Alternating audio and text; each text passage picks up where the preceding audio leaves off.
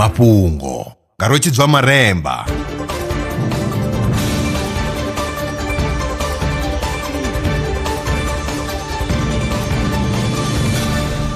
Ndo livhuwa zwa zwino ndi tshifhinga tsha mafhungo.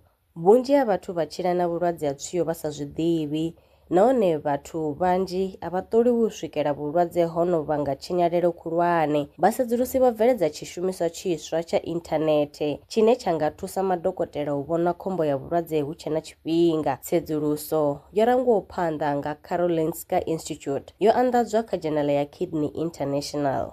Magege a khou vhanga tshinyalelo kha miḓi I wanalaho kha vhupo ha phendela shango ngei kha ḽa Florida. Izwi ndi u ya nga ngudo ntswa yo gandiswaho kha Journal of Economic Entomology. Tsedzuluso yo shumisa data ya vhukati ha ṅwaha wa 1970 u swika ṅwaha wa 2025. Mawanwa a sumbedza uri tshaka mbili dzine vhubvo hadzo ndi Asia ndi dzone dzine dza khou vhanga tshinyalelo. Ndi magege a Formosan subterranean na Asian subterranean. Ngudo yo rangwa phanḓa nga Professor Vho Thomas Schuveng ubva University ya Florida.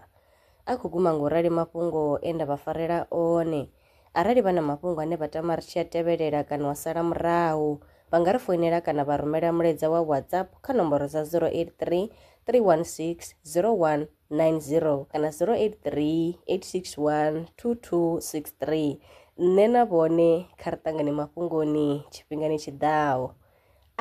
Lwa miṅwaha I fhiraho fusumbe dzina ḽithihi fhedzi ndi ḽone ḽi bvaho phanḓa khou endedza vhadzulapo vha ḽa Afrika Tshipembe. Mulaudzi Transport Service ndi khamphani yavho ine ya vhaendedza u ya na u vhuya mishumoni nyendo dza kule na tsini hu tshi katela na u welekanywa mikano ya mashango a tsini na Afrika Tshipembe. Ri vhaendedza vha swika hune vha khou ya vho tsireledzea. Arali vha tshi ṱoḓa u bva nga tshigwada u dzhenelela vhuṱambo vhufhio na vhufhio kha vha ri fhulufhele ngauri ri ḓo vha swikisa nga tshifhinga. Vha nga ri kwama kha nomboro dzi tevhelaho 083 227 0606. Mulaudzi Transport Service. No place is too far to reach.